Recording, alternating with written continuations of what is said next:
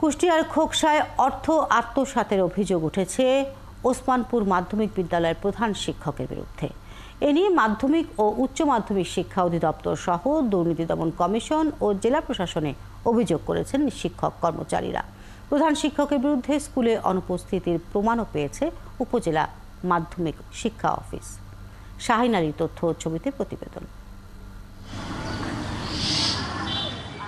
কুষ্টিয়ার খোকসায় 2017 সালে ওসমান এখন জন্ম সনদ দিয়ে খোলো বিকাশ স্টুডেন্ট অ্যাকাউন্ট। নিজের বিকাশ নিজে কর। মাধ্যমিক বিদ্যালয়ের প্রধান শিক্ষক হিসেবে যোগ দেন মতিউর রহমান। এরপর থেকেই শুরু হয় বিদ্যালয়ের টাকা নিয়ে ৯-৬। শিক্ষকদের অভিযোগ, টিউশন ফি, সেশন ফি, পুনঃভর্তি ফি, নিবন্ধন ফি, প্রশংসাপত্র, অ্যাসাইনমেন্ট, স্কুলের জমি ও পুকুর ইজারা এবং ব্যাংকে জমা প্রায় ১৭ লাখ টাকা আত্মসাৎ করেছেন প্রধান শিক্ষক। স্কুলের আয় ব্যয় কোনো হিসাব স্কুলে নাই।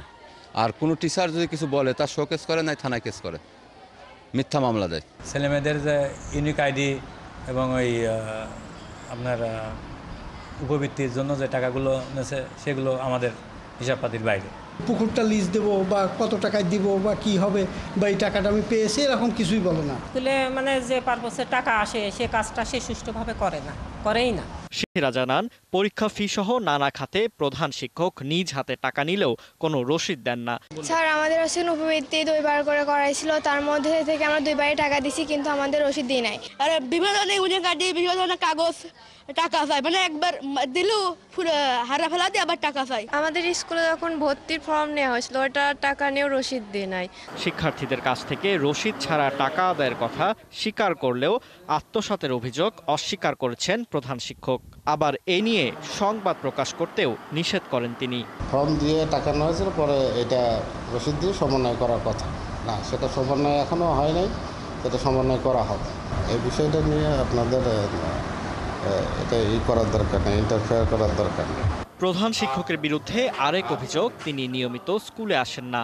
এর প্রমাণও পেয়েছেন উপজেলা সহকারী শিক্ষা কর্মকর্তা।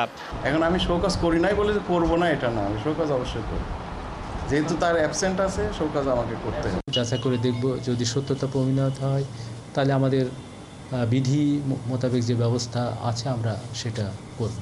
প্রধান শিক্ষকের বিরুদ্ধে দ্রুত তদন্ত করে ব্যবস্থা নিয়ে স্কুলটিতে শিক্ষার পরিবেশ ফিরিয়ে আনার দাবি জানিয়েছেন এলাকাবাসী। ফারদিন নীরব, ৭১।